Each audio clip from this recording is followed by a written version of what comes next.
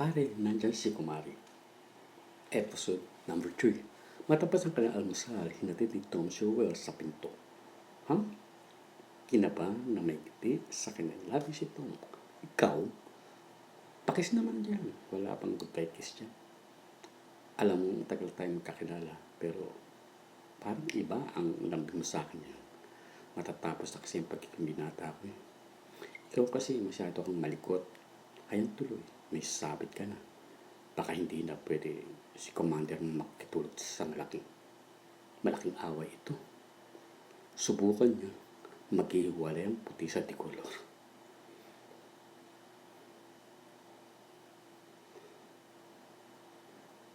Talagang lang sana martirang ako mo at ipagpatayo natin ng rebulto ang kanyang kamartiran. Ikaw talaga, ayaw mo ba akong makatapis? Ngayon ka pa umarte kung kailan pati baho ng hininga may kabisado ko na. Kaya lagi akong nasa tabi mo eh. Sige, umalis ka na at baka magalit pa ng direktor mo at matalakang kanya. Huwag siyang mag-alala. Sa oras na sumikat ako at naging pita sa pelikula, hindi na niya ako tatalakan. Yan ay kung sisikat ka.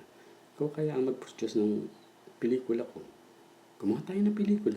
Tigilan mo ako. Masakit sa ulo yan. Sige na, kaya mo naman yan eh. Umalis ka na at mabubulyawan ka lang ng producer mo at ng director. Hindi nagpalit na si Ruel, si Tom sa plano to. Na si Tom na ang mag-produce ng pelikula para sa kanya hanggang sa tuloy na itong umalis at nagtuloy sa kanyang shooting. Hindi nakapagtataka na kaya ni ito ang maging producer dahil sa natamang itong tagumpay sa larangan ng pagninegosyo ang kanyang di kalidad na pagbango at sa mga malaking restaurant at travel agency. Ang lahat ng ito ay kanyang napagtagumpayan. Sa oras ito, hindi mahirap na maging producer nga siya. Mga tao na biglang lalapit sa kanya para maging kaibigan.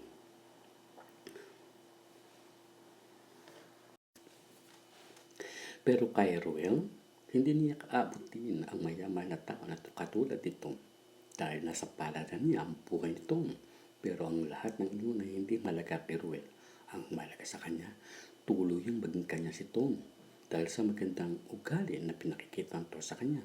At siya mismo ang nag-aasikaso sa kanya sa oras na nandun siya sa kanyang pad. Napapaisip na ito, napapamahal na siya sa kanyang kababatang Tom. Marahil, kaya hindi nag-aasawa si Tom. Ako ang hinihintay niya. Dahil kahit minsan, hindi ko nakitang may kausap siyang lalaki. Si Tom, kahit babae, malapit sa kanya ay hindi. Wala akong nakitang malapit sa kanya, maliban naman. Pero mabait naman siya at palakaibigan. Hindi kaya ako ang hinihintay niya. Masyado siyang magalang sa akin sa oras na magkatabi kami sa kama. Yun ang naisip ni Ruel sa kanyang sarili. At yun ang hinangaan ko sa kanya. Napapangisi ito sa kanyang sarili habang naghihintay siya ng tawag ng direktor para sa kanyang scene. Ako ang maghahain ng aking sarili. Ipalalasap ko sa kanya ng sarap nang mabuhay, lalo na pag ako ang kasama niya sa kama. Lulunurin ko siya sa aking pagmamahal. Yun ang nasabi ni Ruel sa kanyang sarili. Maghahating gabi na, hindi pa rin siya nakukunan para sa kanyang eksena. Hindi pa man siya nagtatrabaho. Pagod na siya sa kanyang maghapong katatayo sa likod ng kamera. Gusto niyang magpaalam sa direktor. Ang naisip niya ay baka matuloy siyang magalit sa kanya dahil napansin niya na umaga pa lang ay may mainit na ulo ng direktor at ang producer dahil sa nakon niyang extra taklon ay hindi gaano magawa ang simple structure na binigay sa kanya ng direktor para do sa taklon. Kaya hindi siya makalapit sa kanyang direktor nang hindi niya inaasahan, biglang tumunog ang kanyang cellphone. Ang nasa kabilang linya, si Rosana, ang babaeng pakakasalan niya. Kasama ito, nag-aartista pa rin siya katulad niya.